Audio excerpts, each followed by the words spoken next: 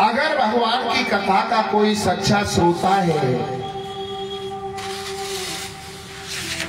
तो वो हनुमान जी महाराज हैं, और कोई सच्चा वक्ता है वो भी हनुमान जी महाराज हैं। ऐसे वीर बलवंत हनुमंत लाल के चरणों में दंडवत प्रार्थना करते हैं। हम और आप तो केवल निमित्त मात्र हैं, करने वाले वही हैं और कराने वाले वही हैं। कथा प्रारंभ होते है, आओ वीर हनुमान, आसन आए विराज कर, करौ सर्व कल्याण।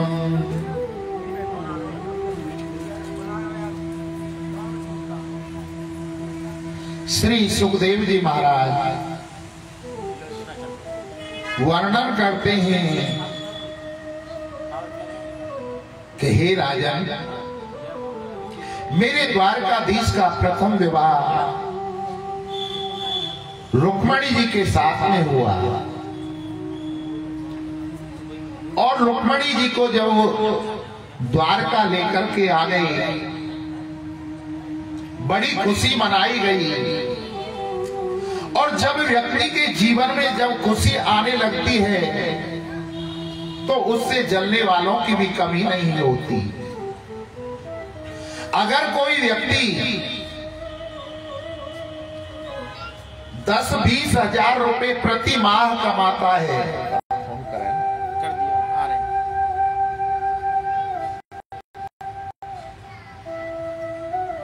तो उससे जलने वाले कम होते हैं। अगर उसी व्यक्ति की आय लाख सवा लाख रुपए महीने हो जाए तो उससे जलने वाले अधिक हो जाएंगे। ऐसे ही गोविंद के जीवन में हुआ। जब उनके जीवन में खुशी आनी प्रारंभ हुई तो उनसे जलने वाले अनेक लोग हो गए। आप कन्हैया के जीवन पर दृष्टि डाल करके देखिए, उनका जन्म कहां हुआ? जहां पर चोर डकैत लुटेरे आदियों को बंद किया जाता है जेल में, वहां जन्म लिया। और जन्म लेते ही वहां से भी निकाल दिया गया। कहां? माँ बाप को छोड़ करके गोकुल में रहे जाकर।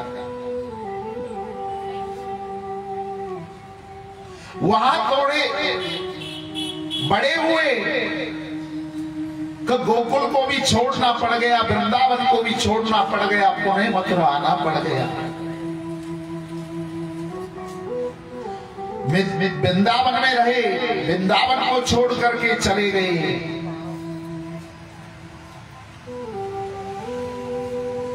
मथुरा में कंस का वध किया कि जरासंध आ जाता है बार बार आक्रमण करने के लिए, जाकर के द्वारका को बसाया।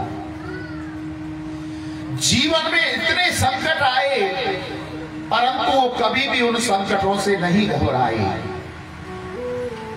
हमेशा मन के ऊपर प्रसन्नता ला करके रहे।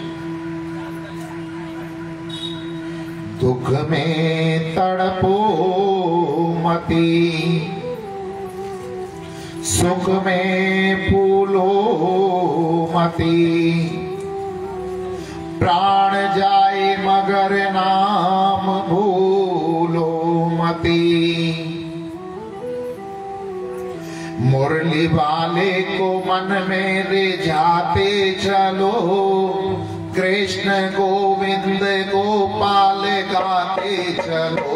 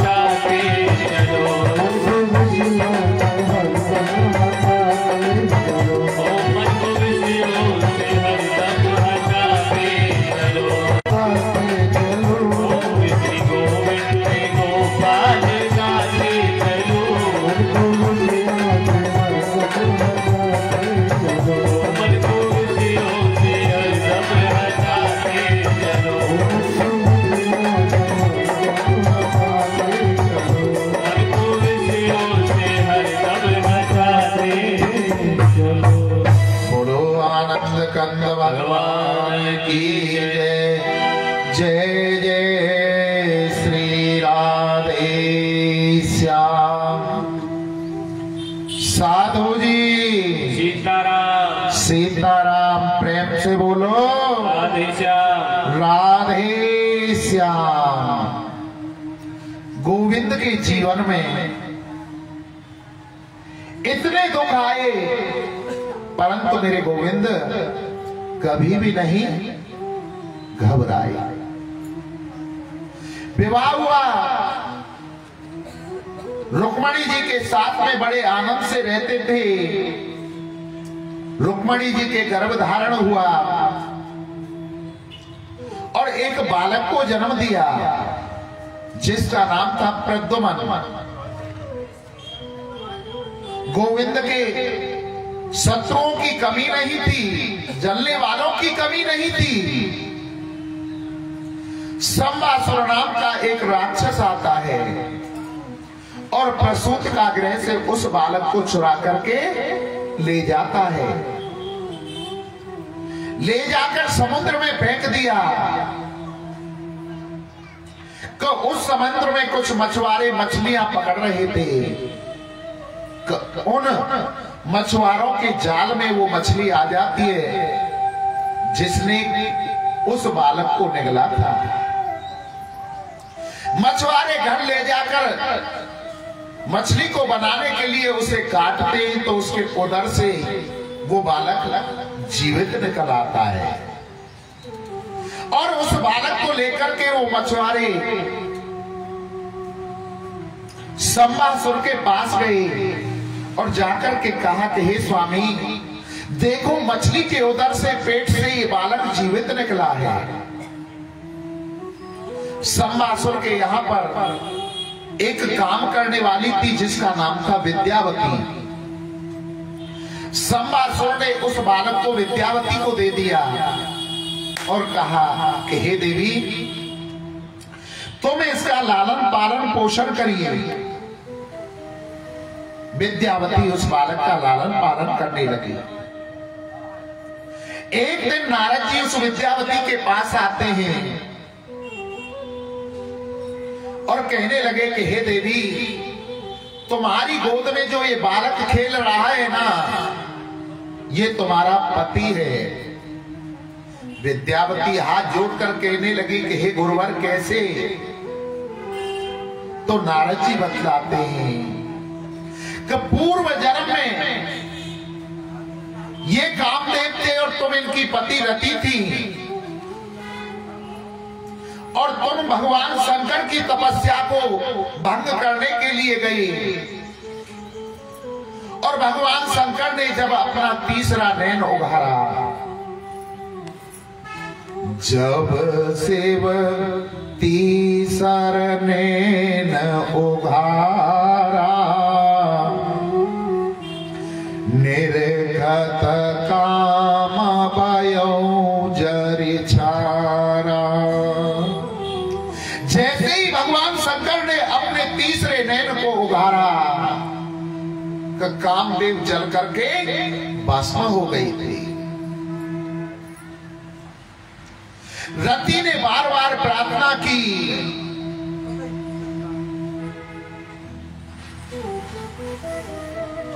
तो भगवान शंकर ने कहा कि हे रति, अब तो काम जल करके भस्म हो गया, अब तो ये दोबारा नहीं आ सकता। रति रोने लगी और कहने लगी कि हे भोले बाबा, कैसे भी दया करो मेरा पति मुझे प्राप्त हो जाए। तो भगवान शंकर को दया आ गई रति पर और कहा कि इस जन्म में तो तुम्हें तुम्हारा पति नहीं मिल सकता, परंतु द्वापर में शिव की कृपा से तुम्हारा पति तुम्हें पुनः प्राप्त हो जाएगा। तुम्हारा पति कृष्ण का पुत्र बन करके आएगा। वही ये कृष्ण का पुत्र प्रद्युम्न है जो तुम्हारी गोद में खेल रहा है। नारद जी बताकर वहां से चले गए। समय व्यतीत हुआ और वो बालक जब प्रद्युम्न बड़ा हो गया तो विद्यावती ने बतलाया कि स्वामी आप कृष्ण की संतान हैं और आप मेरे पति हैं। प्रद्युम्न संबासुर नाम के राक्षस का वध करके अपनी पत्नी को लेकर के द्वारका आते हैं और जब द्वारका लौटे फिर बिगाड़ दिए तुम्हारे हुआ बुला लेना कहा के रहो ना आ जाएगा तो कहीं ऑपरेटर में पैसा लेगा कोई फिर कर रहा काम ये जैसे ठीक भाई और यहाँ में आके बैठ के फिर कर दिए।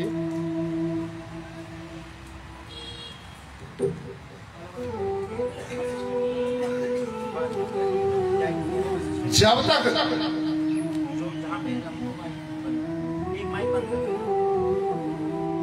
प्रद्युम्न लौट करके आए थे तब तक भगवान के 16,108 विवाह हो चुके थे।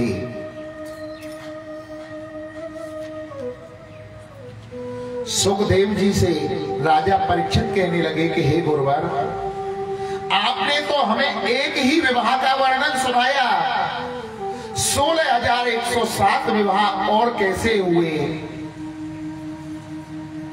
उन्हें वो सुनाओ ना। तो श्री सुखदेव जी महाराज कहते हैं कि सुनो, मेरे प्रभु का दूसरा विवाह जामवंत की पुत्री जामवती के साथ में हुआ। बोले कैसे कैसे हुआ प्रभु, उसको विस्तार से सुनाइए ना। कि एक सत्राजित नाम का राजा था,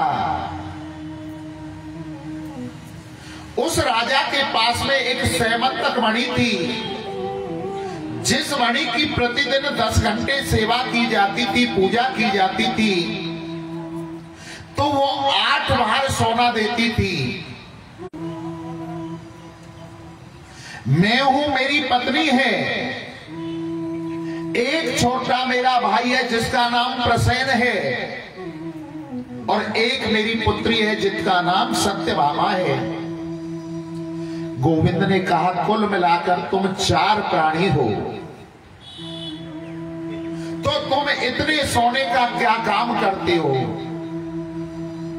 एक काम करो, जो तुम्हारे पास में ये सैमंतक मणि है ना, इसे हमारे राज खजानों में जमा कर दीजिए, इससे हम प्रजा की सेवा कर देंगे। सत्राजित कहने लगा कि महाराज मेरी मणि है, मैं जमा नहीं करूंगा। बोले नहीं करनी तो मत करो भैया।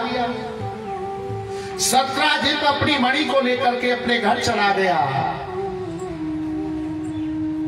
1-2 दिन बाद सत्राजित का जो छोटा भाई था प्रसेन, उस मणि को पहन करके शिकार खेलने के लिए गया, और शिकार खेलने के लिए गया तो लौट करके वापस नहीं आया।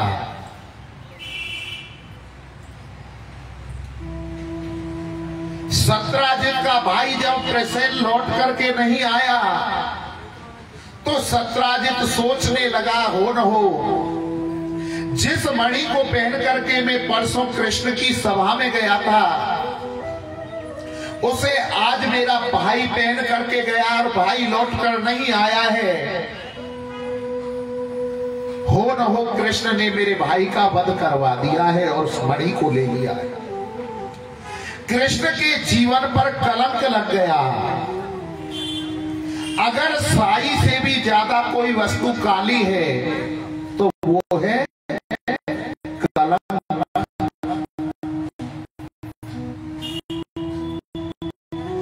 तीर समान भोग नहीं, जब जब भी इसे पुकारो श्वेत समान वस्त्र नहीं, तीर समान भोग, प्रिया समान मित्र। स्त्री को और स्त्री जैसा कोई मित्र नहीं हो सकता है। जब जीवन में दुख के समय आते हैं सब साथ छोड़ जाते हैं, परंतु साथ स्त्री निभाती है। मेरे जीवन में आखिर ये कलंक क्यों लगा? गुरु ब्राह्मणों ने जन्म पत्री देखी और कहा कि हे केशव, हे माधव, तुमने भादों की चौथ के चंद्रमा के दर्शन कर लिए हैं। जो भी व्यक्ति भादों के चौथ के शुक्ल पक्ष के चंद्रमा के दर्शन करता है उसके जीवन में कलंक अवश्य ही रहता है। आज मेरे कन्हैया अपने जीवन से, अपने चरित्र से उस कलंक को हटाने के लिए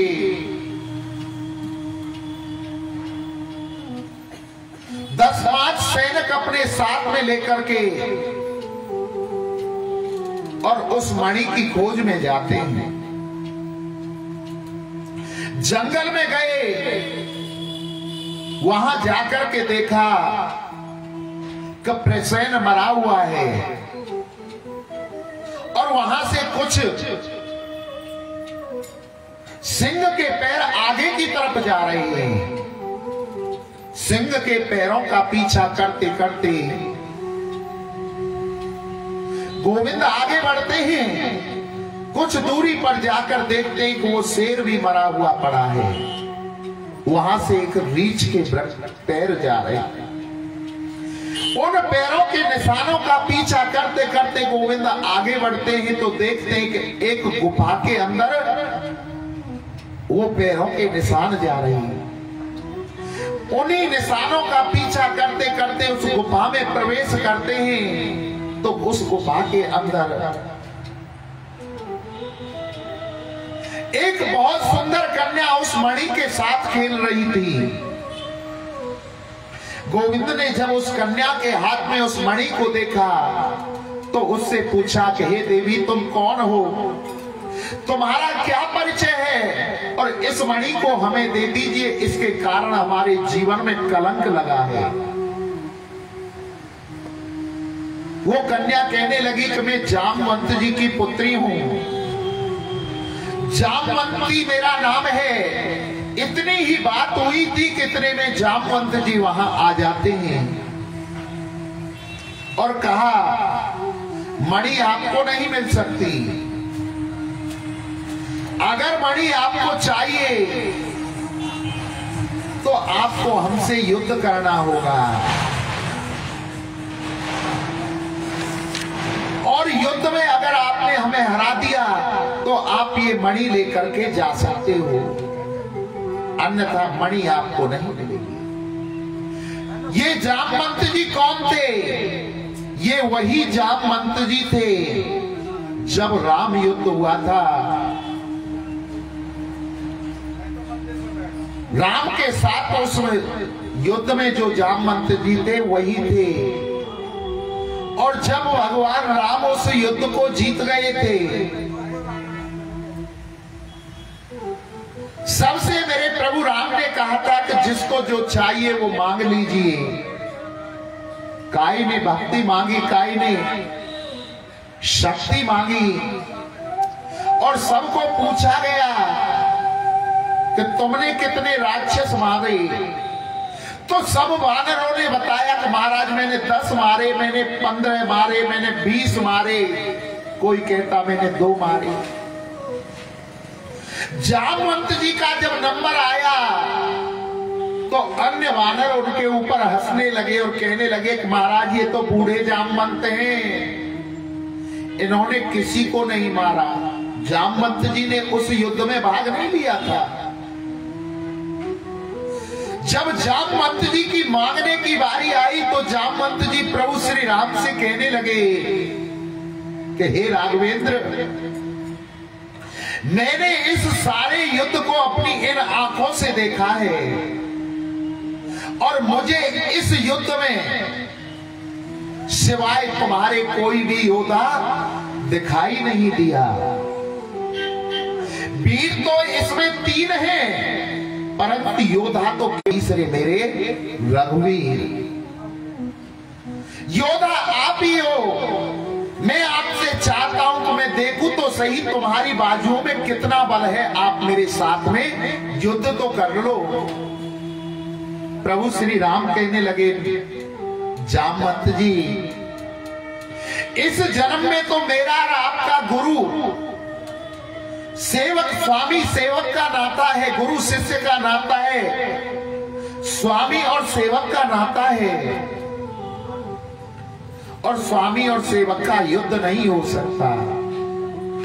परंतु तुम्हारा ये कर्ज मेरे ऊपर रहा, तुम्हारी अभिलाषा को अगले जीवन में द्वापर में जब मेरा कृष्ण जन्म होगा, तुम्हारी अभिलाषा को तब मैं पूरा करूंगा। ये जामवंत जी वही थे। एक युग बीत गया और उस जामवंत जी ने कृष्ण के साथ में युद्ध किया। 28 दिन तक मल्ल युद्ध चला था। इतनी ताकत थी जामवंत जी के अंदर, जिन्होंने 28 दिन तक भगवान के साथ में मल्ल युद्ध किया था। जब जामवंत जी की नस नस नीली हो गई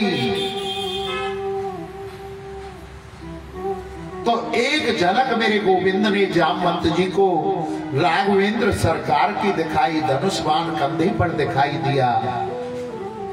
जामवंत जी तुरंत समझ गया कि ये तो मेरे राघवेंद्र हैं और हाथ जोड़ करके खड़ा हो गया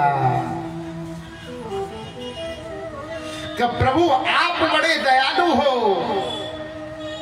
आपने अपने वचन को निभा दिया, एक कृपा और मेरे जीवन पर कर दीजिए। बोले क्या? कि जो मेरी ये पुत्री है जामवती, इसे आप पत्नी के रूप में स्वीकार कर लीजिए। दूसरा विवाह मेरे प्रभु गोविंद का जामवंत जी की पुत्री जामवती के साथ में हुआ और कन्यादान के रूप में जो सैमंतक मणि थी जामवंत जी ने द्वारकाधीश को दे दी। अपनी पत्नी जामवती को लेकर के द्वारका आए और जिस मणि के कारण उनके जीवन पर कलंक लगा था, उस मणि को लेकर के सत्राजित के पास गई और सत्राजित से कहा कि हे राजन, ये लो तुम्हारी मणि, इस मणि के कारण तुमने मेरे जीवन पर कलंक लगा दिया था। सारी बात बताई कि तुम्हारे भाई प्रसेन को शेर ने मारा, शेर को रीछ ने मारा, जिनका नाम जामवंत जी था, वहां से मैं तुम्हारी मणि लाया और ये लीजिए अपनी मणि। के सभा में जाता है, कृष्ण की सभा में जाता है और कहता है, हे गोविंद, हे कन्हैया, हे माधव, हे द्वारकाधीश, मेरा अपराध क्षमा करो, मेरा अपराध क्षमा करो। गोविंद कहने लगे, अगर आप उसे अपनी पत्नी के रूप में स्वीकार कर लेते हैं तो मैं समझूंगा कि आपने मुझे क्षमा कर दिया। तीसरा विवाह मेरे प्रभु का सत्यभामा के साथ में हुआ। श्री सुखदेव जी वर्णन करते हैं कि हे राजन, एक दिन मेरे कन्हैया गोविंद अर्जुन के साथ में बैठकर रथ में वन में जा रहे थे। अर्जुन ने देखा कि वन में बियाबान जंगल में कोई सुंदरी तपस्या कर रही है। अर्जुन ने रथ को रोका और उस सुंदरी के पास जाकर के पूछा कि हे देवी, तुम कौन हो, तुम्हारा क्या परिचय है और इस बियाबान जंगल में तुम क्या कर रही हो। वो सुंदरी अपना परिचय देवस्य सवितुरा द्वैतापति नक्षते विष्णु वरण्यम वरदा तपा परममाश्रिता।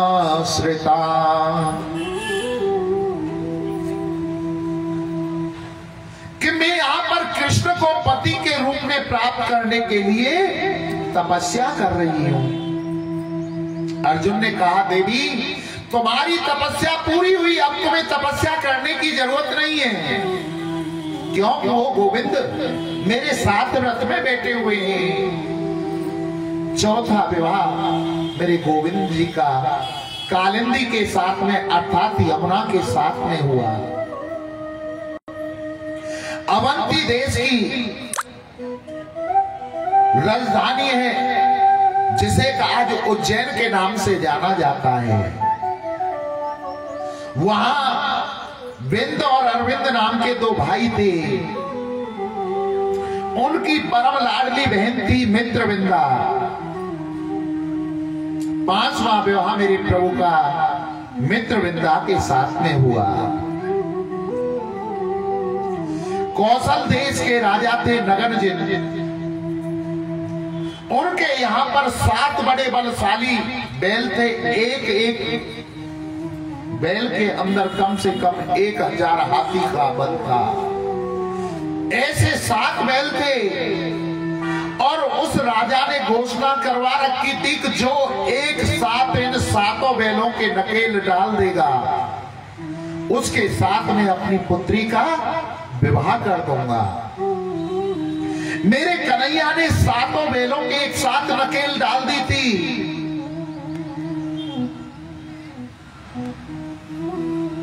छठा विवाह मेरे प्रभु का गोविंद का नगनजित अर्थात सत्या के साथ में हुआ। 7वां विवाह भद्रा के साथ में हुआ और 8वां विवाह लक्षणा के साथ में हुआ। इस प्रकार भगवान की 8 पटरानी है। श्री सुखदेव जी वर्णन करते हैं कि हे राजा, एक भौमासुर नाम का राक्षस था। बड़ा ही बलशाली था, भूमि से उत्पन्न हुआ था। वो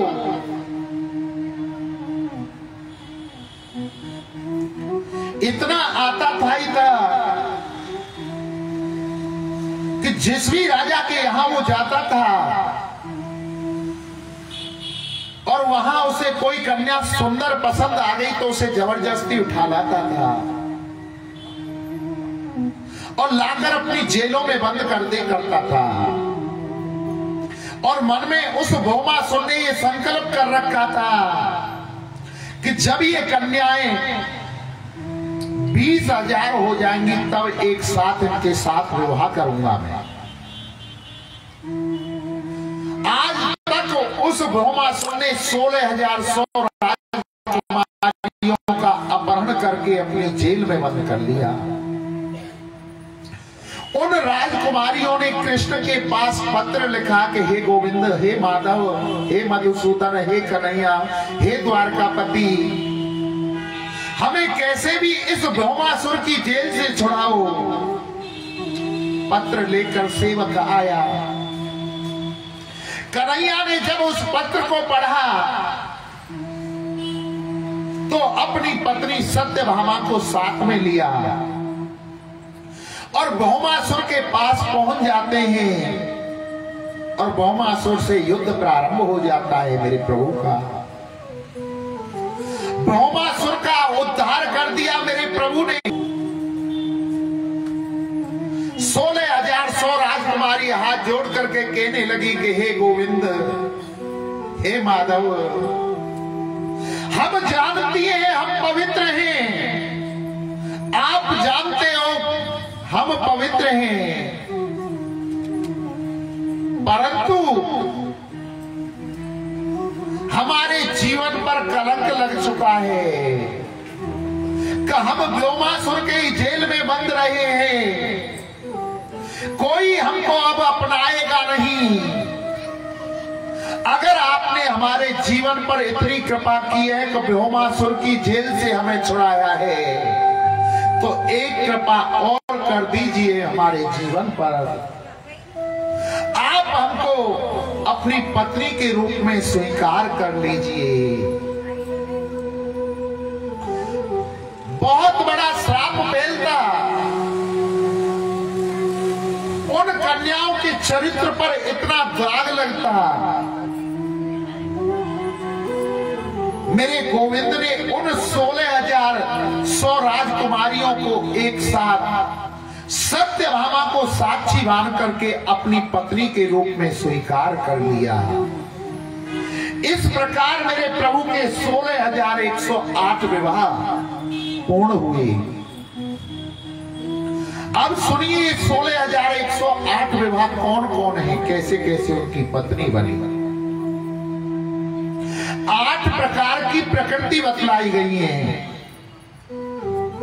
भूमि, जल, अग्नि, वायु, आकाश, मन, बुद्धि और अहंकार, इन पर मेरे प्रभु का अधिकार है। ये प्रभु की 8 पटरानी है। 100 उपनिषद हैं, वो प्रभु की रानियां हैं। और जो हमारा उपासना कांड है, कर्म कांड, जिससे एक ब्राह्मण देवता, उससे चला के आओ भैया, जनरेटर रखो गौशाला के पास में, और वो लग रहा है इसका क्या क्या करें यहाँ पे चेंज ओवर ना, क्यों तारने क्यों हटाओ, नहीं वो है चेंज ओवर है, चेंज ओवर में तार हटाने की जरूरत क्या है, बस उसे ऊपर नहीं।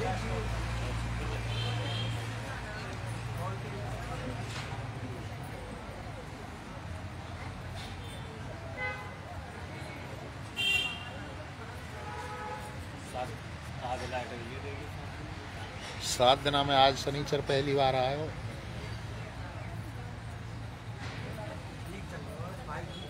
कति भी ना चल लो, मुझे ये पता हो मेरे वालों का कह रहे हो,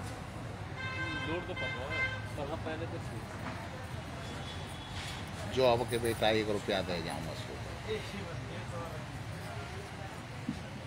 कल ले आए रोन लगेगा, नहीं जी मैं जानना तेरे भैया जब तू कह रहा है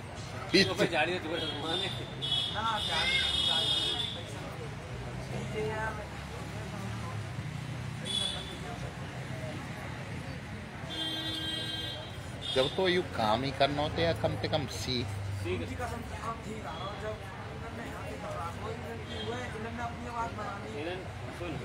हमारी कौन सी बनेगी, अपनी आवाज बना रहे तुम, मैं जब तो बोल रहा हूँ, सुन मेरी बात सुन, मेरा फोटो भेजा सेम चीज है, मैं डेली चला रहा हूँ।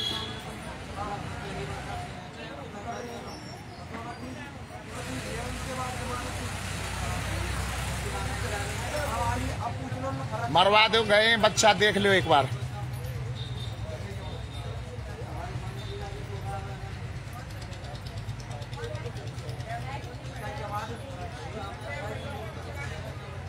अब कितनी देर में आ रहा हो अशोक, कितनी देर में आ रहा हो? और का ये बुला ले तो यहाँ पे ऑपरेटर फल वाले में तो कम से कम 250 ऑपरेटर होंगे, गलो 2 फल लगे हो इतनी देर में।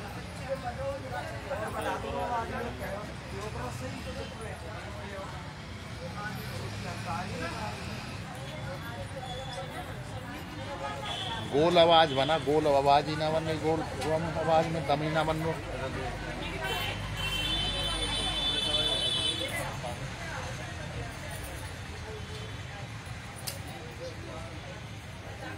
अब क्या हुआ कि मैं कई साल में कम से कम 3 महीना तक ना सकता। ऑपरेटर पूछ रहे हो जब भी आया करेगा जब 500 रुपया पकड़ा के तो मतलब नाम आने ले जाए रखने तो वो है ना।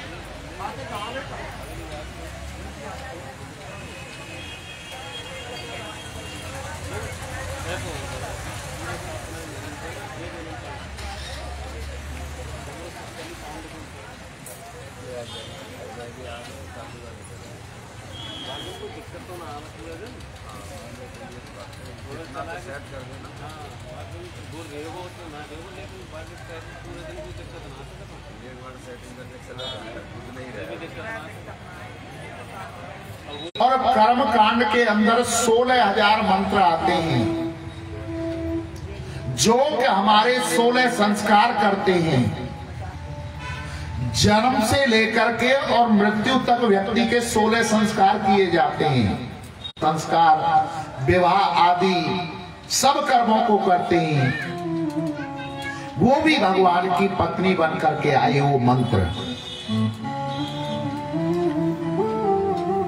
श्री सुखदेव जी महाराज आगे वर्णन करते हैं कि हे राजन, प्रभु ने देखा कि मेरे जीवन में ये 16,000 जो 108 रानियां हैं, एक रानी को छोड़ करके सब रानी मेरे पर क्रोध करती हैं और सबसे ज्यादा क्रोध करती थी सत्यभामा जी। क्यों? जो कृष्ण का खजाना था नाम था रुक्मणी जी। कन्हैया ने सोचा कि आज मैं ऐसा कार्य करता हूं जिससे कि रुक्मणी जी को क्रोध आ जाए। रुक्मणी जी जैसे ही जल लेकर के आई, कन्हैया चिल्लाकर बोले, क्या जल लो तुम्हारा? तुम गलती पर गलती करती जा रही और मैं तुम्हारी गलतियों को क्षमा करता जा रहा हूं। इतनी बात सुन करके रुक्मणी जी तो पत्ते की तरह कांपने लगी। प्रभु मुझसे क्या गलती हो गई मुझे बताओ तो सही। कहां तक तुम्हारी गलतियों को बताऊं? पहली गलती सुनो। राजपुत्री सिताबो पर लोकपाल विभूत महानुभाव श्रीमदभी रूपदार्य बलार्जिता।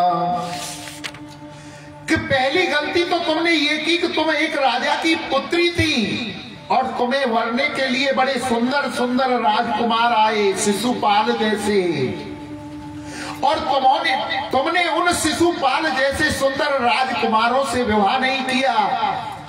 मुझ में क्या देखा? मैं काला काला सांवला और मुझसे विवाह किया। तुम ये सोचती होगी कि मैं पहलवान हूं, मेरे अंदर बल है, तो मैं पहलवान भी नहीं हूं।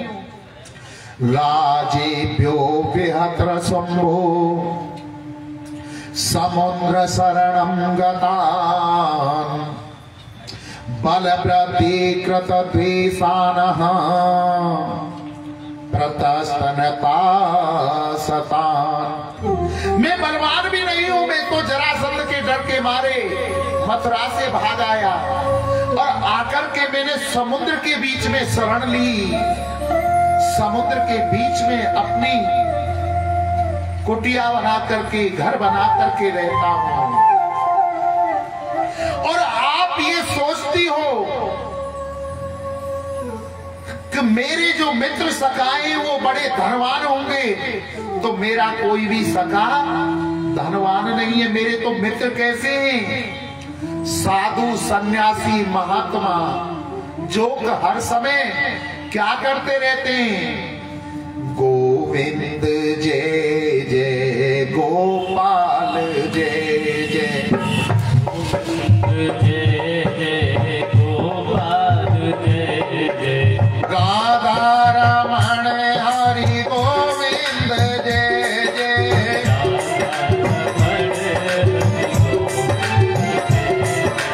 गोविंद जय जय गोपाल जय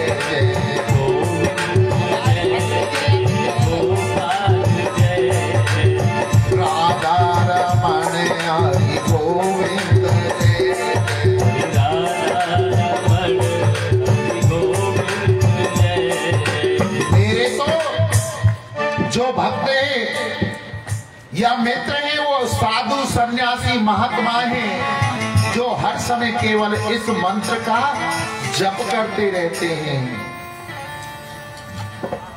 मेरे माता का पता नहीं, पिता का पता नहीं, तुमने आखिर देखकर मेरे अंदर क्या खूबी शादी की, कहां तक तुम्हारी गलतियों को। सीटी दे रहा हूं भैया, एक सीटी बंद कर थोड़ा सा गिनाऊं। रुक्मणी जी इतनी बात सुन करके मूर्छा होकर के गिर पड़ी। क्रोध नहीं आया रुक्मणी जी को, बेहोश होकर के पृथ्वी पर गिर पड़ी। कन्हैया ने देखा कि ये तो बेहोश हो गई, क्या करूं। रुक्मणी जी को गोद में उठाया, पल्ले पर लिटा दिया, जल के छींटे लगाए और पंखा से हवा करने लगी। जब रुक्मणी जी को घंटे आधे घंटे में होश आया तो रुक्मणी जी हाथ जोड़ करके कहने लगी कि हे गोविंद, तुमने एक बात भी असत्य नहीं कही, जो भी कहा है सत्य कहा है। तुमने कहा कि मेरे अंदर तुमने क्या देख करके विवाह किया। मैं गोरा नहीं हूं, मैं तो सांवला हूं। हे कन्हैया, हे गोविंद, तुम सांवले ही होकर के सारी दुनिया को मतवारी बना रहे हो। अगर तुम नंदलाल नदी होते, लली होते, तो करोड़ों के गले कट जाते तुम्हारी इस सूरत के ऊपर। इस सांवली सूरत ने ही इतना मोह रखा है मन को। दूसरा, आपने कहा था कि मैं शरण लेकर के समुद्र के अंदर रह रहा हूं। ऐसा चमत्कारी या वैज्ञानिक कौन है जो बीच समुद्र के अंदर अपनी नगरी बसा दे।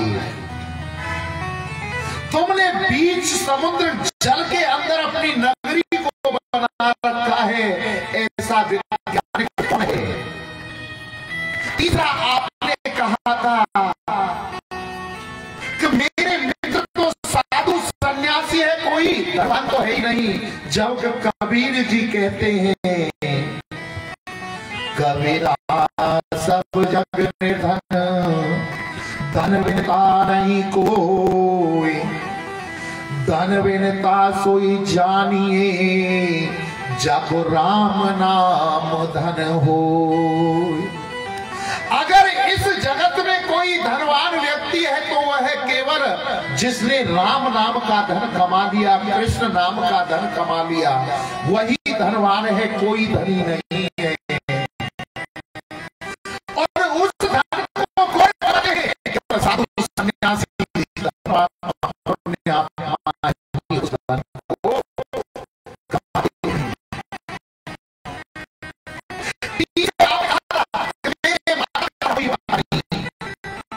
हे प्रभु, आप तो स्वयं इस जगत के पिता हैं। और आपने कहा था कि मेरे अंदर क्या खूबी देखी जिससे तुमने मुझसे विवाह किया। रुक्मणी जी कहती है कि कहां तक तुम्हारी खूबियों को गिनाऊं, एक खूबी हो तो बताऊं। तुम्हारे अंदर तो लाखों खूबियां हैं। तुम्हारे पास एक मुरली है जो बांस की होकर के दुनिया को पागल कर रही है। अगर वो बंसी सोने की होती तो क्या कर जाती। केवल बांस की होकर के पागल जिसने दुनिया को कर रखा है। घनश्याम तेरी बांसी पागल कर जाती है।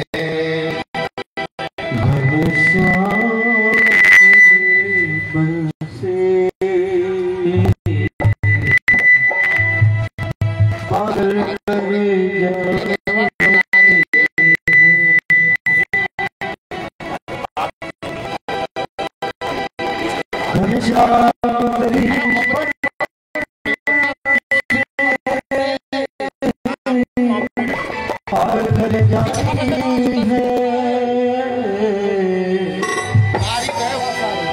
मुस्कान तेरी मोहन मुस्कान तेरी मोहन घायल कर जाती है पागल कर जाती है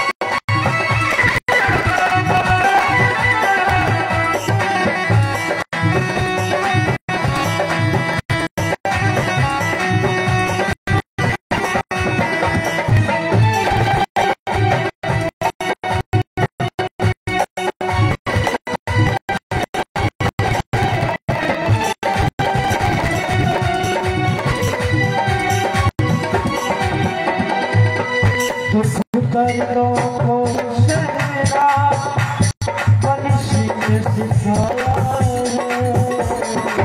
दर्दों को सहना बंसी ने सिखाया है। दर्दों को सहना बंसी ने सिखाया है। दर्दों को सहना बंसी ने सिखाया है। देख लाइट आगे लगे, चेंज ओवर तो चेंज कर लो। जनरेटर तेल खत्म है ना, तुम्हें तो कई चीज को ध्यान है ही ना। इना तो उनके साथ चले कौन थे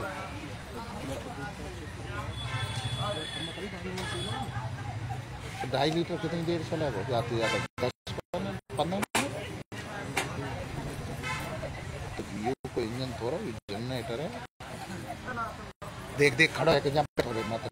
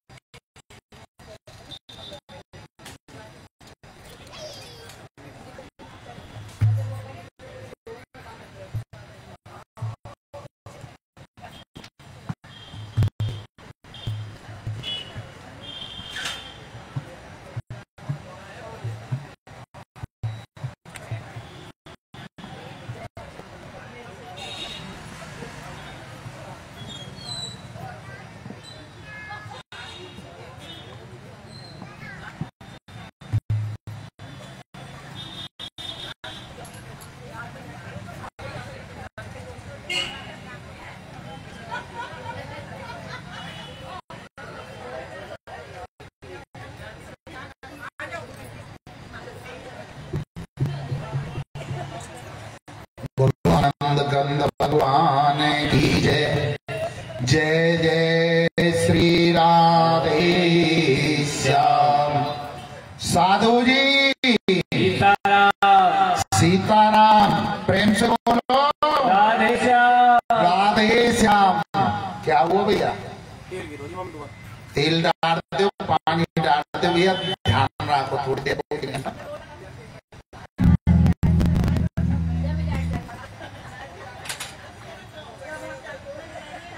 श्री सुखदेव जी वर्णन करते हैं, आज रुक्मणी जी को मेरे गोविंद ने देखा कि ये तो प्रेम की मूर्ति है।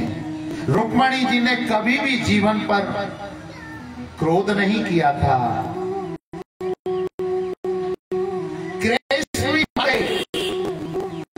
रुक्मणी कभी क्रोध नहीं कर सकी। उसके बाद में श्री सुखदेव जी वर्णन करते हैं, मेरे द्वारकाधीश का एक पोता हुआ जिसका नाम अनिरुद्ध था, प्रद्युम्न का बेटा था, रुक्मणी का पोता था। वो इतना सुंदर था, बहुत सुंदर। उसके 2 विवाह हुए। एक विवाह तो रुक्मिणी की पोती के साथ में हुआ और दूसरा विवाह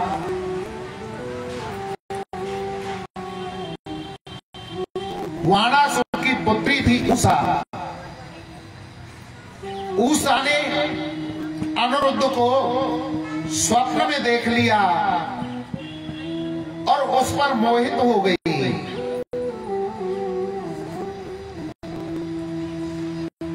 उषा की एक सहेली थी जिसका नाम था चित्रलेखा। चित्रलेखा से कहा कि तुम द्वारका जाओ और द्वारका से अनिरुद्ध को चुरा करके ले आओ। चित्रलेखा इतनी बड़ी योगिनी थी, द्वारका गई और सोते में अनिरुद्ध को चुरा करके मुंह की मक्खी बनाकर ले आती है, ला करके उषा को दे दिया। उधर द्वारका में ढूंढ मच गई। अनिरुद्ध आखिर रातों रात गया तो गया कहां?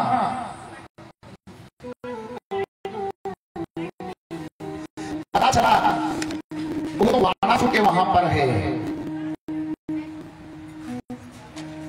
गोविंद अपने पोते को छुड़ाने के लिए बहुत बड़ी सेना लेकर के वाणासुर के वहां पहुंचे। वाणासुर का भगवान शंकर जब द्वारकाधीश उनसे युद्ध करने के लिए पहुंचे तो वाणासुर ने भगवान शंकर को याद किया, प्रार्थना की, तो भगवान शंकर वाणासुर की तरफ आ गए।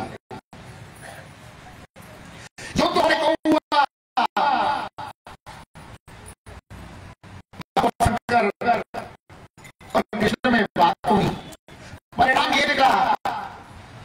वाणासुर की जो पुत्री थी उषा, उसका विवाह अनिरुद्ध के साथ किया। उसको लेकर के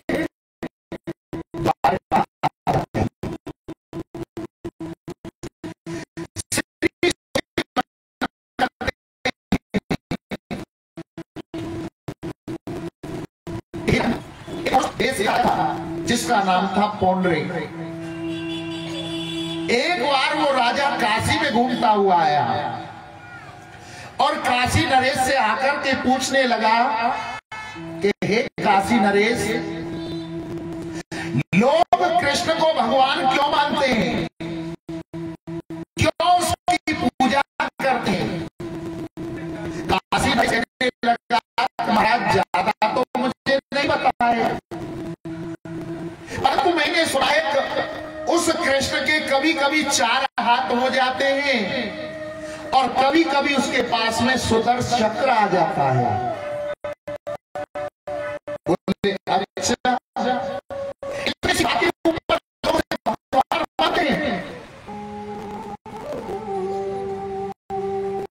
पौंडरिक बढ़ई के पास जाता है और आपके 2 हाथ मारवाता है शरीर का होता है और उन्हें अपने पीछे लगवा देता है। 4 हाथ वाली पिता एक सुदर्शन चक्र बनवा लिया, उसे अपने रथ में फिट करवा लिया, गोल गोल घूमता, उसका बटन अपनी उंगली के पास रथ में लगवा लिया, जब मन करता उसे दबाया और जब मन करता उसे बंद करवा देता। कसूरी को घिस करके अपने शरीर पर लगा लिया, कृष्ण की तरह काला काला हो गया और अपना नाम रख लिया कृष्ण वासुदेव। सारे प्रजा में घोषणा का अधिकार, कोई कृष्ण की पूजा नहीं करेगा। अगर पूजा करनी है तो कृष्ण वासुदेव पुंडरीक की पूजा करें। मंत्र बोलना है तो कृष्ण वासुदेव पुंडरीकाक्षाय नमः इस मंत्र का जप करें। लोग डरने लगे, उससे अत्याचार करने लगा। डर के मारे लोगों ने उस पुंडरीक की पूजा प्रारंभ कर दी, आरती करने लगे। आरती कैसे करते हैं? ओम जय पुंडरीक वासुदेवा स्वामी, जय पुंडरीक वासुदेवा, भक्ति जनों के प्रभु जी, भक्ति जनों के प्रभु जी, प्राण के देवा। ओम जय पुंडरीक वासुदेवा, प्राणन के रक्षक नहीं, प्राणों के लेवा।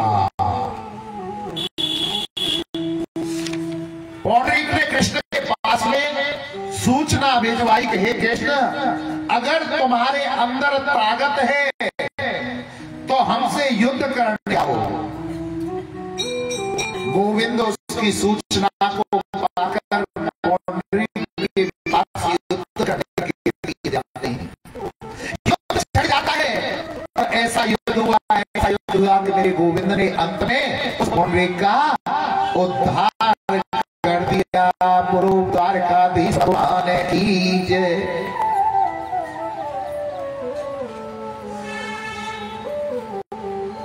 मेरे प्रभु आनंद के साथ द्वारका में रहे और प्रभु लीला देखो, जब अपने अपने महलों में प्रभु जाते थे, प्रभु के महल कितने थे? 16,108 रानियां थी, तो इतने ही महल थे। हर महल में अलग अलग रूप में रहते थे और जब बाहर निकल के जाते तो वो सारे रूप एक हो जाते थे। द्वारका में पांडवों का पत्र लेकर के नारद पांडवों ने अपनी बनाई हस्तिनापुर से अलग। कौन सी? इंद्रप्रस्थ, जिसे आज दिल्ली के नाम से जाना जाता है।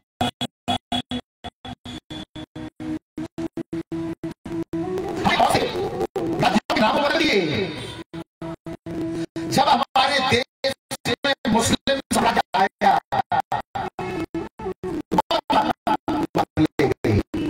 इंद्रप्रस्थ का नाम बदलकर दिल्ली कर दिया। भाग्यनगर हुआ करता था, जिसे आज हैदराबाद के नाम से जाना जाता है। शाम जी का नगर हुआ करता था, जिसे आज औरंगाबाद के नाम से जाना जाता है। जिसे आप अलीगढ़ जानते, इसका नाम हरिनगर था पहले। बहुत नगरों के नाम बदले। पांडवों ने निमंत्रण भेजा कि हे गोविंद, आकर आप हमारे राजसु यज्ञ को प्रारंभ कराओ। हमने नई नगरी बनाई है इंद्रप्रस्थ। जब कृष्ण इस पत्र को पढ़ रहे थे तो उसी समय एक दूत आता है और दूत आकर कृष्ण को एक पत्र देता है, जिसमें लिखा हुआ था अन्य राजाओं का कि हमारे ऊपर जरासंध बड़ा ही कष्ट देता है, हमें सताता है। जो जरासंध की सीमा से लगे हुए राज्य थे, वहां के राजाओं ने कृष्ण के पास पत्र लिख करके भेजा। कैसे भी हमें इस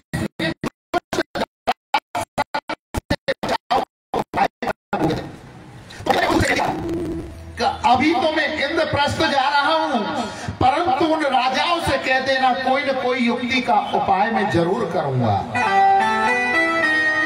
दूत चला जाता है और नारद जी के साथ में गोविंद हस्तिनापुर के पास में जो इंद्रप्रस्थ पांडवों ने बनाया, वहां पहुंच जाते हैं और पांडवों से पूछा कि हे पांडवों,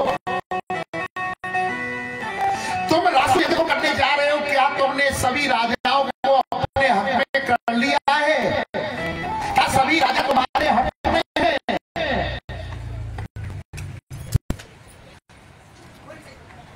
भैया लाला कहाँ करवा रहे हो आज तो तुम?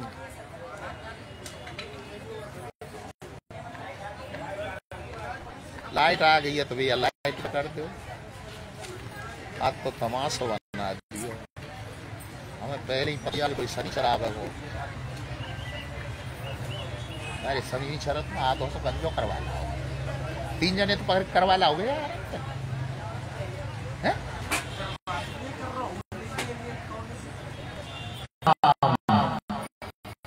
आज हमारा चंगी लाल बड़ा वो दम दे रहा हमारी गैर।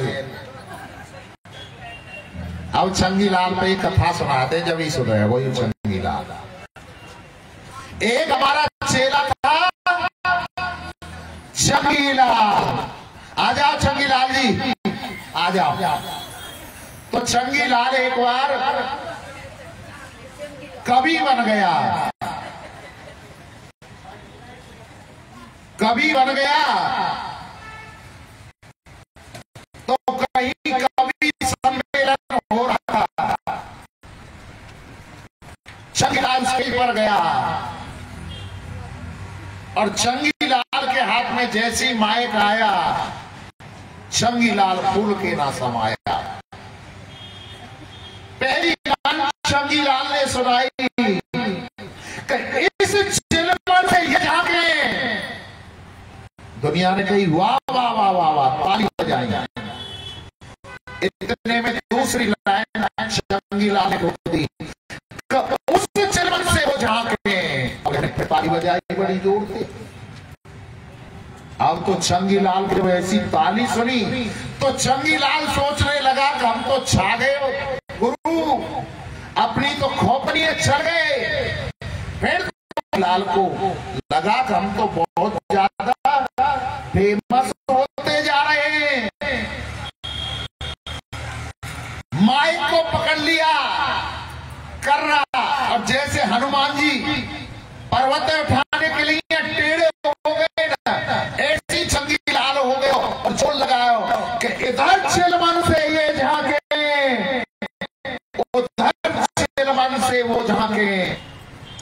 इसको दिमाग खराब। इतने में चंगी लाल ने फिर 5 बार वही लाइन ठोक दी कि इधर चिलमन से वो झांके, उधर चिलमन से वो झांके। अगर एक ही लाइन को बार बार या एक ही फिल्म को बार बार दिखाया जाए तो आपको पूरी फिल्म याद हो जाएगी कि अब विलेन आएगा, अब डॉन आएगा, अब हीरो आएगा, अब हीरोइन आएगी। चिलमन उसी को गाए जा। चंगी लाल उस सभा के अंदर बैठे थे टिल्लू गुरु। कौन? टिल्लू गुरु। बड़े बूढ़े थे, अपनी कुर्सी से खड़े हुए और बोले, जैसे ही चंगी लाल ने एक लाइन बोली कि इधर चिलमन से ये झांके, उधर चिलमन से वो झांके, टिल्लू गुरु बोले, आग लगा दो इस चिलमन को, न ये झांके न वो झांके। कहने का भाव हमारा ये है कि अगर एक चीज को बार बार किया जाए, एक फिल्म को बार बार दिखाया जाए, तो वो व्यक्ति के जीवन में रम जाती है, उतर जाती है, पूरी स्टोरी याद हो जाती है उसकी। इस फिल्म में हीरो आएगा, अब हीरोइन आएगी, अब डॉन आएगा, अब विलेन आएगा। परंतु भागवत जी एक ऐसी कथा है, तकरीबन 201 कथा के आसपास तो हमारी कथाएं हो रही हैं। जितनी बार हम इस कथा को करते हैं ना, उतनी बार कुछ न कुछ नया देखने को मिलता है, ज्ञान मिलता है। इसमें द्वारा तो कुछ रिपीट होता ही नहीं है, हर बार नया कुछ न कुछ मिलता है।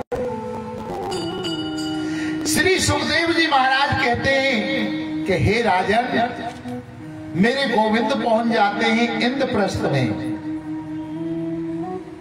और पांडवों से पूछा कि हे पांडवों, तुम युद्ध तो कर, तुम इंद्रप्रस्थ को बना करके राष्ट्र तो करने जा रहे हो, क्या तुमने सब राजाओं को अपने हक में किया?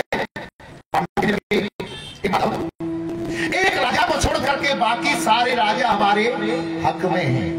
बोले एक कौन है? बोले बड़ा ही दुष्ट है, अत्याचारी है, पापी है, जिसका नाम जरासंध है। गोविंद कहने लगे, अगर ऐसा व्यक्ति दुराचारी, दुष्ट है, पाप है, उस व्यक्ति को अगर झूठ से, कपट से, छल से मार दिया जाए और उससे अगर पूरा गांव सुरक्षित हो तो एक व्यक्ति को नष्ट करने में झूठ का पाप नहीं लगता है। जिससे पूरा समाज सुरक्षित है, पूरा देश सुरक्षित है, ऐसे व्यक्ति को अगर झूठ से नष्ट किया जाए तो कोई पाप नहीं लगेगा। पांडव कहने लगे कि गोविंद क्या कहना चाहते हो, आप ही हमारा मार्गदर्शन कीजिए। बोले एक काम करो, भीम और अर्जुन मेरे साथ में चलिए। भीम अर्जुन को साथ में ले लिया, रूप बदल लिया, रूप बदल करके किसका रूप धारण कर लिया? ब्राह्मण का। और पहुंच जाते कहां? जरासंध की नगरी के अंदर। तीन जब जरासंध की नगरी के ऊपर पहुंचे तो जरासंध तो ब्राह्मणों का भक्त हो गया था कब से? 17 बार कन्हैया ने जरासंध को हराया था। 18वीं बार जब युद्ध करने के लिए आया, जरासंध तो 11,000 ब्राह्मणों को मंत्र जप पर बैठा करके आया था और कहकर के आया था उन ब्राह्मणों से, अगर मैं युद्ध जीत गया तो तुम्हें इतना धन दूंगा, इतना धन दूंगा कि कभी किसी के यहां पढ़ताई करने के लिए जाना नहीं पड़ेगा। और अगर अब की बार में हार करके आ गया 18वीं बार, तो तुम्हें 11 के 11,000 ब्राह्मणों को सूली पर चढ़वा दूंगा। जिसका परिणाम ये हुआ कि गोविंद उस युद्ध से भाग जाते हैं उन 11,000 ब्राह्मणों के लिए। तब से वो जरासंध ब्राह्मणों को बड़ा ऊंचा मानता था, उनका भक्त था। आज जरासंध ने देखा, भैया ओ लाला आवाज बड़ी मोटी फटी फटी सी हो रही है, कुछ यार थोड़ा सुधार दे, या तेरी 10 मिनट रह गई हो तो आप बुला लो ऑपरेटर। कौन है? कर लो आप फोन, करिए आप।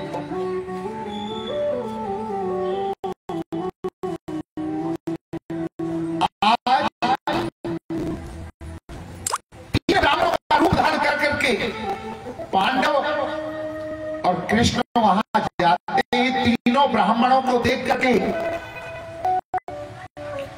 जरासंध कहने लगा, अहो भाग्य हमारे जो 3 ब्राह्मण यहाँ पर पधारे। हे ब्राह्मण देवताओं, कहो तुम्हें क्या दे दूं?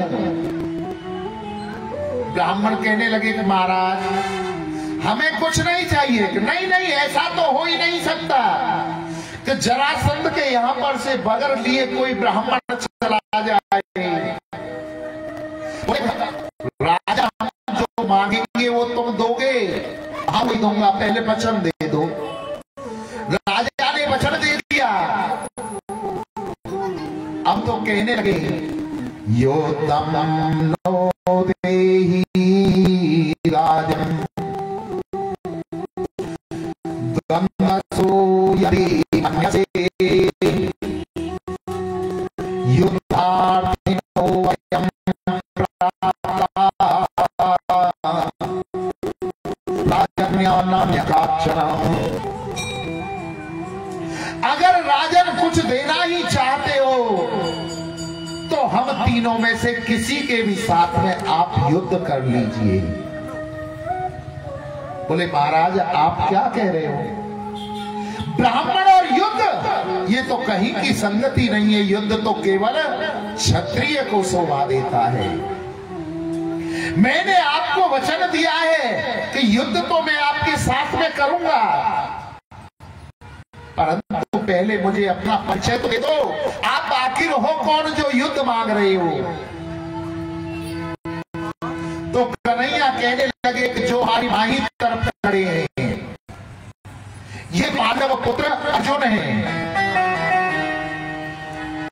और दाई तरफ हमारे जो खड़े हुए इनके ज्येष्ठ भ्राता भीमसेन है। और तुम कौन हो? कि मैं तुम्हारा पुराना शत्रु और इन पांडवों के मामा का लड़का कृष्ण हूं। जरासंध सोचने लगा कि 11,000 ब्राह्मणों को बैठा के आया था जब इस कृष्ण को हराया था। अगर अब इस कृष्ण ने मुझे हरा दिया युद्ध में तो सबरी बात पानी में न भवते योद्धा भीमस्य तुलम बलो ममा। कि ये बेचारा अर्जुन बता दुबला पतला सूखा सा है, इससे मैं क्या युद्ध करूंगा?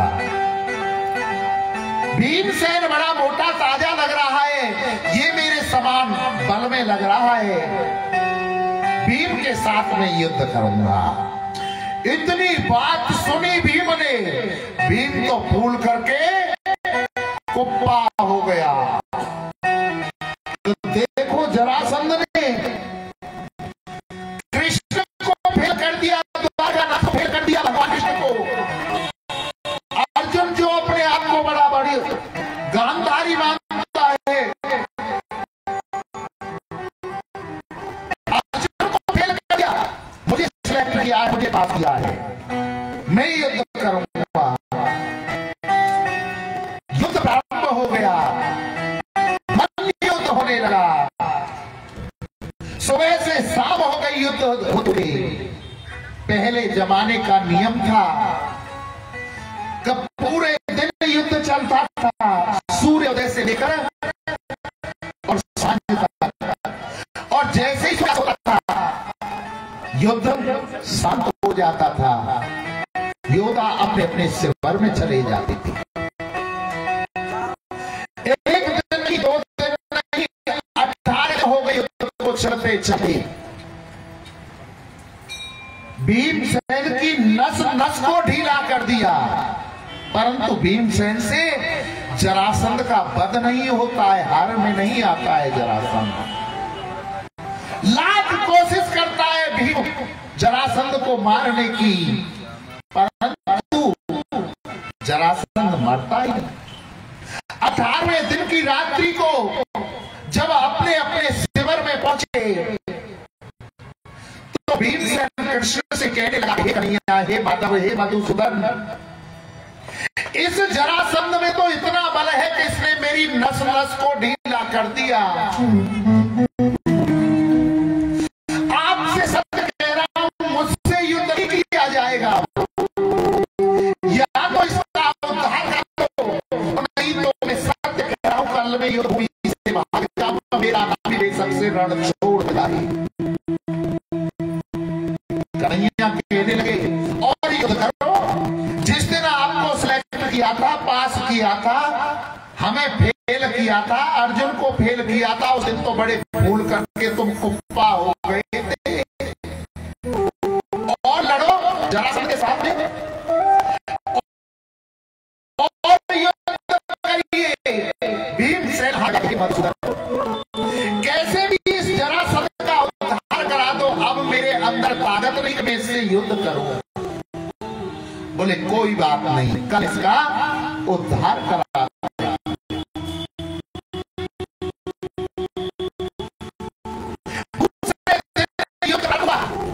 भीमसेन युद्ध करते अर्जुन और कन्हैया की तरफ बार बार देखे। युद्ध घंटे 2 घंटे चला, और जब बार बार कन्हैया की ओर भीम देख रहे हैं तो कन्हैया ने एक तिनके को उठाया, पृथ्वी से उठाकर उस तिनके को बीच में से चीरा, और जो सीधा भागता उसे उल्टी तरफ फेंक दिया, और जो उल्टा भागता उसे सीधी तरफ फेंक दिया। जरासंध को वर्ण था कि जब तक वो विपरीत दिशा में नहीं फेंका जाएगा उसकी मृत्यु नहीं हो सकती थी। भीमसेन तुरंत समझ गए और जरासंध की जंगा पर जंगा रख करके उसे बीच में से चीर दिया। जो उसका सीधा हिस्सा था उसे उल्टी तरफ फेंक दिया, और जो उल्टा हिस्सा था उसे सीधी तरफ फेंक दिया। जरासंध का उद्धार कर दिया। जरासंध के महलों में प्रवेश किया, वहां से खजाना लिया। जरासंध का वहां सोने का मुकुट रखा था, उस मुकुट को लिया और लेकर के इंद्रप्रस्थ आ जाते हैं। यज्ञ की तैयारी होने लगी, और यज्ञ के अंदर सबसे बड़ा कार्य क्या होता है? भोजन कार्य, भंडारा प्रसाद। और भंडारा भोजन कौन अच्छा करा सकता है? जो स्वयं ज्यादा अच्छा भोजन करता होगा ना, वही दूसरे व्यक्ति को अच्छा भोजन करा सकता है। यज्ञ के अंदर सबसे कार्य भोजन प्रसादी का, भंडारे का है, जिसमें का हमारे पंडित जी 3 दिन से लग रहे हैं, जो कल होने जा रहा है। हम देखते हैं कभी घी के टीन लेकर के आ रहे हैं, बेचारे पूरे दिन इतनी मेहनत करते हैं पंडित जी महाराज अपने यज्ञ को सफल कराने। जब हम आए थे तो मटरों को छीलने में लगे हुए थे। भोजन कार्य किनको दिया गया? भीमसेन को। क्योंकि भीमसेन से भोजन करते थे अधिक, और दूसरा द्रौपदी रोटी खाती थी पंजाब की। आपने देखा होगा पंजाब के लोग बड़े हष्ट-पुष्ट होते हैं, खाने पीने का उन्हें शौक होता है। दूसरा कार्य है यज्ञ के अंदर दान का। दान का कार्य दिया गया किसको? कर्ण को और दुर्योधन को। कि दुर्योधन सोचेगा कि जितना हो सके पांडवों के धन को लुटा दिया जाए, परंतु दुर्योधन को ये नहीं पता दान देने से दान कभी घटता नहीं है, धन बढ़ता है। धन पवित्र वाक्य, धन पवित्र कर दान, मन पवित्र हरि भजन सो त्रिविध होत कल्याण। अगर अपने शरीर को पवित्र करना है तो अपने माता पिता गुरु बड़ों की सेवा करिए, हमारा ये शरीर पवित्र होगा। तन पवित्र सेवा किए, धन पवित्र कर दान। और जो हमारे पास धन है ना, वो धन कब पवित्र होगा? जब हम उस धन में से दान करेंगे तब वो धन पवित्र होगा। नहीं तो उसमें ऐसी जंग लगेगी, या तो पैसा वो डॉक्टरों के पास में जाएगा,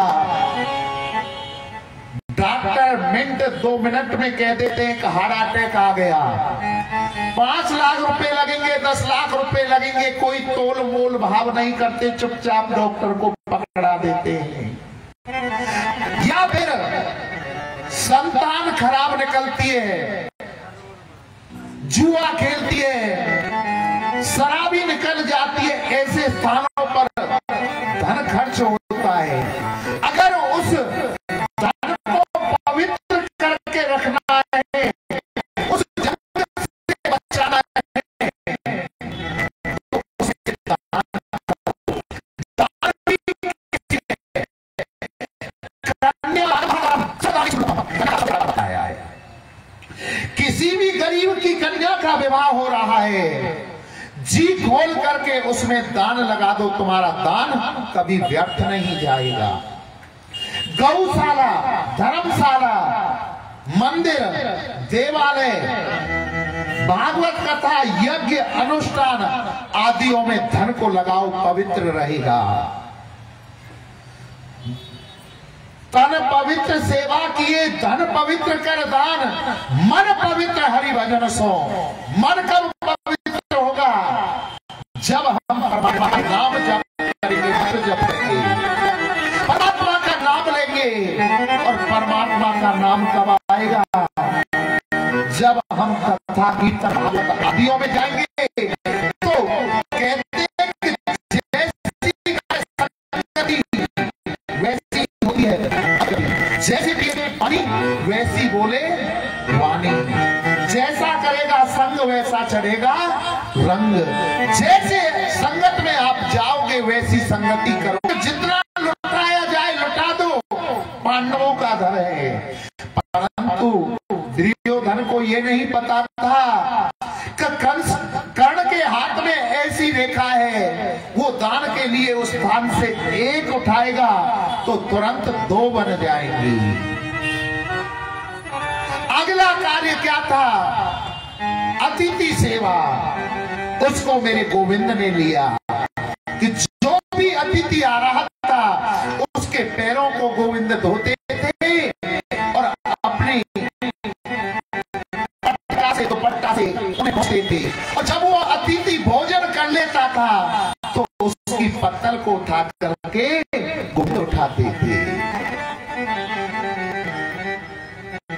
यज्ञ को प्रारंभ किया और ये बड़ी सफलता से पूर्ण हुआ। इतने में सत्य वहां पर आती है और कहा कि माधव, तुम यहाँ पर इन कौरव पांडवों के खेल में लगे हुए हो, उधर किसी ने मेरे पिताजी का वध कर दिया है।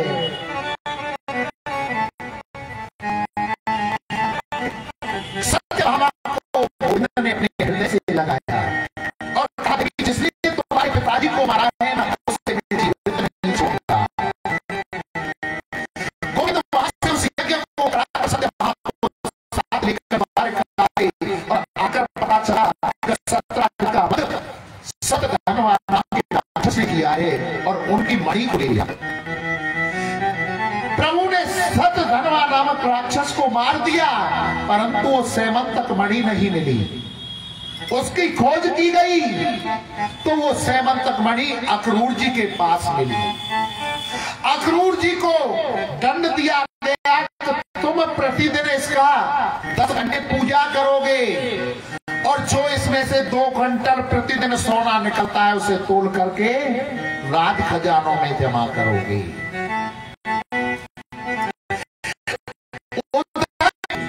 जाता है। और वास्तव में महल इतने विषम विचित्र बने थे, अच्छा व्यक्ति चकित रह जाए। दीवारें ऐसे लगती थी कि यहाँ दीवारें नहीं, यहाँ रास्ता है। फर्श ऐसे लगते थे जैसे कि यहाँ जल भरा हुआ हो, और जगह तालाब ऐसे लगते थे जैसे कि फर्श बना हुआ हो। इसी भ्रम में दुर्योधन फर्श को जल समझ करके उस पर गिर जाता है, और जैसे ही गिरा तो द्रौपदी की हंसी छूट गई। हंसी छूट गई और कहने लगी, तुम तो अंधे के अंधे रहे थे, जो कभी तीर से तलवार से घायल नहीं होता है, वो व्यक्ति एक गोली से घायल हो जाता है। आज द्रौपदी की वो गोली दुर्योधन को घायल कर गई और उसके हृदय को चीर गई। और दुर्योधन ने हमें ले लिया, एक गोली का मैं जवाब देगा, तुझसे बदला लेकर के रहूंगा। वहां से हस्तिनापुर चला जाता है और पांडवों को पत्र लिखता है कि आ जाओ जुआ खेलेंगे। पांडव जब जाते हैं, जुए के अंदर किसका वास है? कलियुग का। धर्म के आधार पर अगर जुआ खेला जाता, युधिष्ठिर कभी जुए में नहीं आते। कपट के रूप में कलियुग का वास है। पांडवों ने जब जुआ खेला, अपना सब कुछ हारना प्रारंभ कर दिया। मुझे ना ले जाओ, मुझे ले जाओ। परंतु दुष्ट दुशासन नहीं मानता और द्रौपदी के केसों को पकड़ करके भरी सभा में लेकर के आता है। द्रौपदी ने आकर के देखा कि सामने सिंहासन पर भीष्म पितामह दिखते हैं, कृपाचार्य, द्रोणाचार्य, अश्वत्थामा, बड़े बड़े योद्धा दिखाई अपने बुजुर्ग जाती है। कृपाचार्य, द्रोणाचार्य, सबकी नजर नीचे झुक जाती है।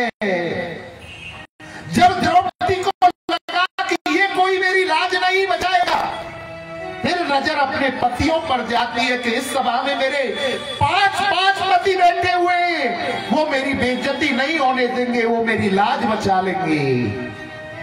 और द्रौपदी ने जब आशा भरी आंखों से अपने पतियों की ओर देखा, तो पतियों की भी नजर नीचे झुक जाती है। द्रौपदी सोचने लगी, क्या हुआ, मेरे पति मेरा साथ नहीं दे रहे, मेरे अंदर ताकत है, मैं अपनी इज्जत को आप बचाऊंगी। अपनी साड़ी को अपने दांतों में दबा लेती है कि मैं अपनी रक्षा स्वयं करूंगी। दांती भींच ली और दुशासन ने जैसे ही झटका मारा कि दांतों से साड़ी छूट जाती है। अब द्रौपदी को लगने लगा कि मुझे बचाने वाला कोई नहीं है। जब तक जीव ये नहीं सोचा कि मेरा रखवाला परमात्मा है, तब तक परमात्मा उसकी रक्षा नहीं करता है। आप उस परब्रह्म परमात्मा पर विश्वास करके देखिए, परमात्मा कितना साथ देगा। अब जब द्रौपदी को लगने लगा कि मुझे बचाने वाला कोई नहीं है, तो अपने दोनों हाथों को द्रौपदी के ऊपर उठा लेती है और करुण पुकार करने लगती है। आए नहीं घनश्याम सर से सर की, आए नहीं घनश्याम हो साड़ी सर से सर की, और सर की सर की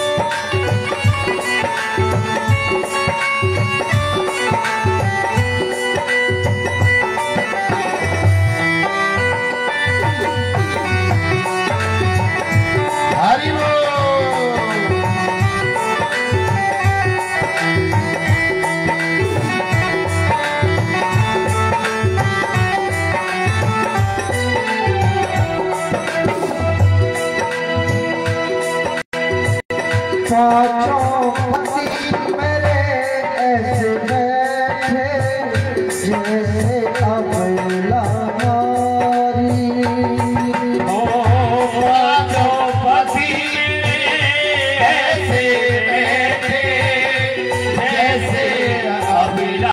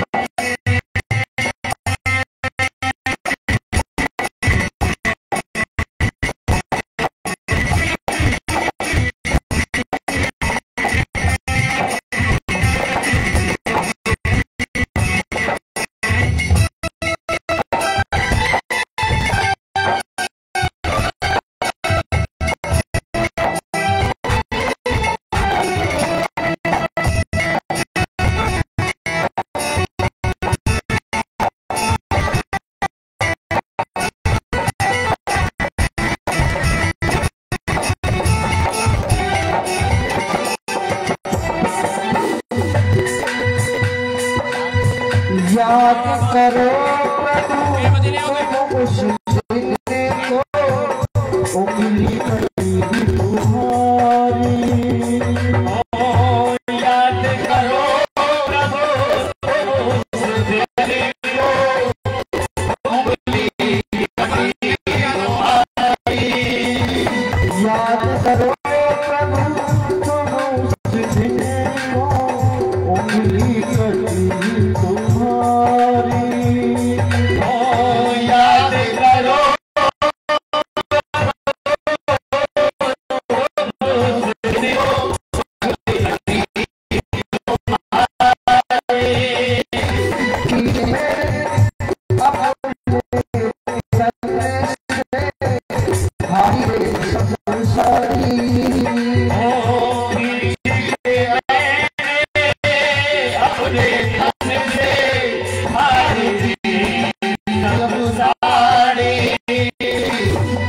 सर की सवेरी पाँचों वर्ग की सर की सवेरी पाँचों वर्ग की आग लगी है कोई घर की आए नहीं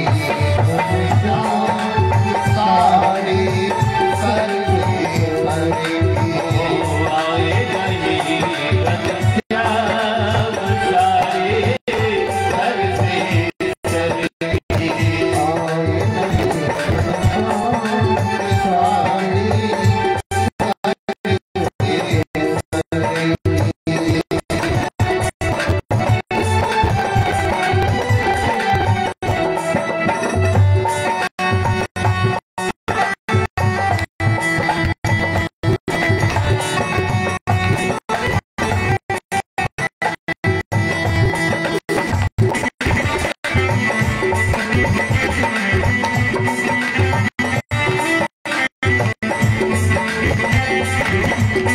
नहीं सारे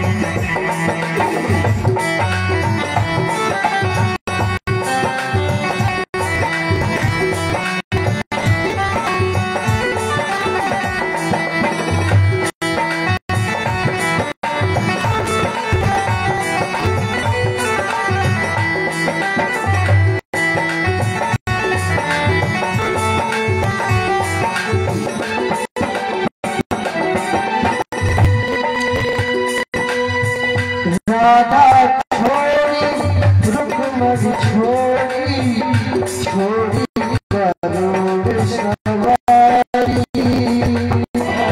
राधा छोड़ी रुक्मणी छोड़ी छोड़ी गरुड़ सवारी राधा छोड़ी रुक्मणी छोड़ी छोड़ी करोड़ सवारी राधा छोड़ी रुक्मणी छोड़ी छोड़ी गरुड़ सवारी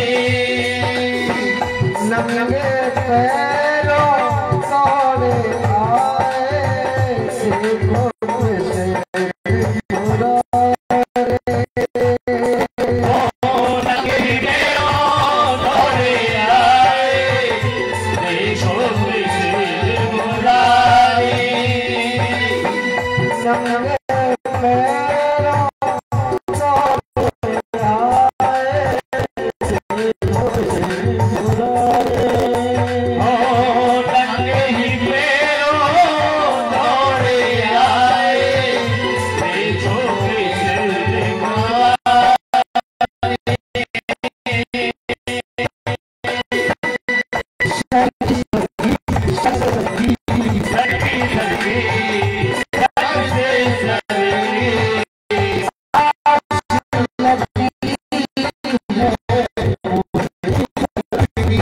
आगे नहीं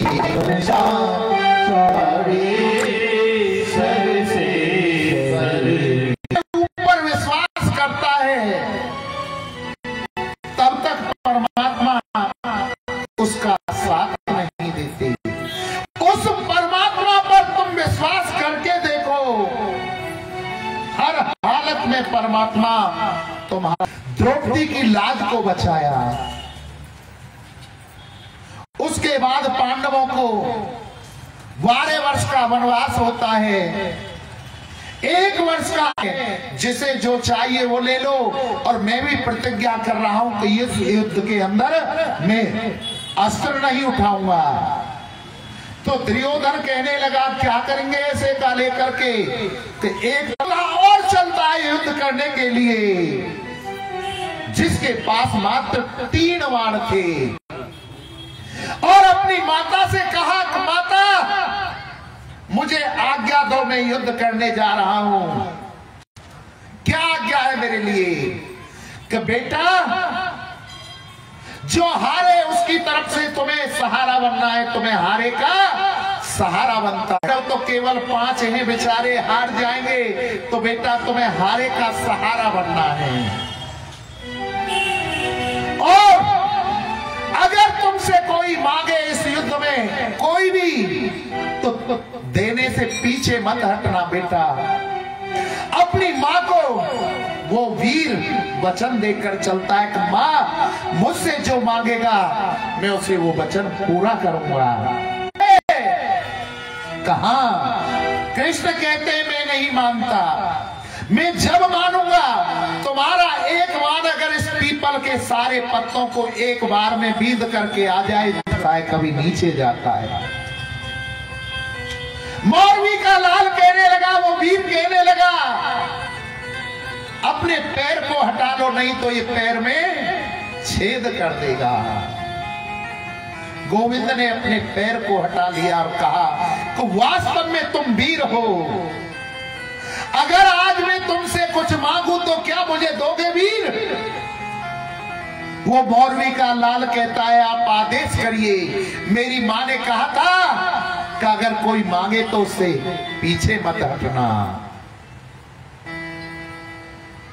कृष्ण कहने लगे कि इस महाभारत में प्रारंभ होने से पहले 3 में से एक व्यक्ति का शीश का दान किया जाए तो ये महाभारत का युद्ध सफल होगा। वीर कहने लगा किसका? कि पहला तो द्वारकाधीश कृष्ण का, मेरा, मैं अपना द्वारकाधीश कृष्ण शीश का दान नहीं दे सकता।